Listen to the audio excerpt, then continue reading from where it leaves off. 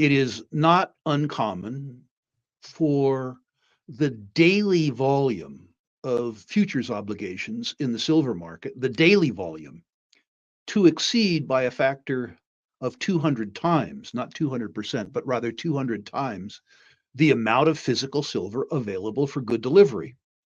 This is an extremely, extremely leveraged market. And if past is prologue, one would expect from the period that breakout occurs for silver to outpace gold roughly 2 to 1. Therefore, if you believe that the gold price for the balance of this bull market goes up 300%, it would not be, let's not worry for a second about the exchange traded derivatives, the ETFs, the Sprott physical products, because I We'll think get those there. are accounted for in the silver market. The claims that have always bothered me are the claims in the futures market. It is not uncommon for the daily volume of futures obligations in the silver market, the daily volume, to exceed by a factor of 200 times, not 200%, but rather 200 times the amount of physical silver available for good delivery. This is an extremely, extremely leveraged market. Now, virtually all of those claims, until very recently, cash settled, which is to say they weren't held for maturity. They were rolled over, whatever happened.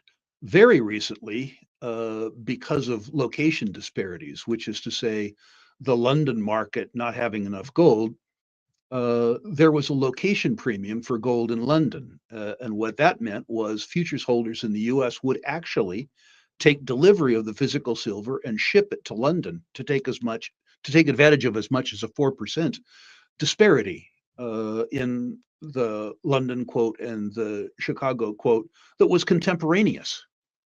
A 1 day 4% premium. When that happened, the gold lease rates in the United States skyrocketed because rather than leasing gold, it was easy to make 2 or 3 or 4% simply shipping that gold to London. What has always scared me was an imbalance between supply and demand, between the physical gold and that paper gold, if more people stood for delivery. Make no mistake, Michelle, if you have a real imbalance in the futures market, you are not going to engineer the massive short squeeze that the silver people hope for.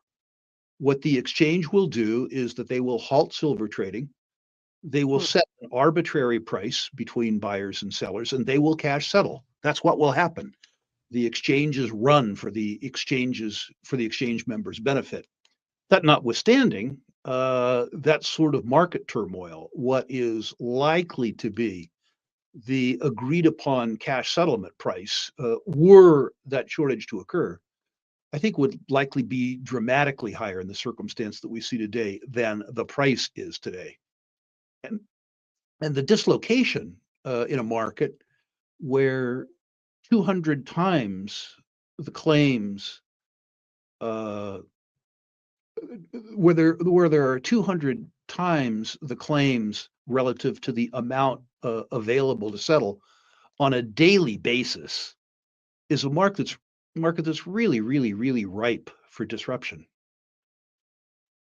When you say 200 times, you're saying is that like a 200 to 1 ratio? Yes. Now, that doesn't happen every day, but there are days when if you look at the physical silver available uh, in North American futures markets on the COMEX as an example, good delivery silver in system available for the settlement of the claims, it is not unheard of to have 200 times that amount of silver traded in contracts on a daily basis. Now, the huge majority of those things cash settle. They aren't Hmm. presented for delivery. But in a situation where you have these goofy location swaps, 4% difference in spot price between London and Chicago, it's very tempting to take delivery, ship it, and grab the money. So all of a sudden, you had a situation where uh, the held for delivery proportion of those trades relative to the cash settlement portion of those trades went up, and the COMEX got stressed. I'm sure that your channel's employer, has also seen a remarkable shortage of small denomination physical silver products, the 1 ounce products, the 10 ounce products. We've noticed at Sprott that there is no shortage of silver available to us in good delivery in wholesale quantities. In other words, the bullion banks have been able to supply Sprott with the physical silver that they need. But the dealers have had a very difficult time keeping retail denominations in stock. They've also had a very difficult time hedging their silver inventories and leasing silver inventories to make available inventory to their clients on a short-term basis. There's been a dramatic, dramatic turmoil in the silver market. Your own sponsor being one of the few that seems to have been able to stick handle their way through this crisis in good order and service their clients.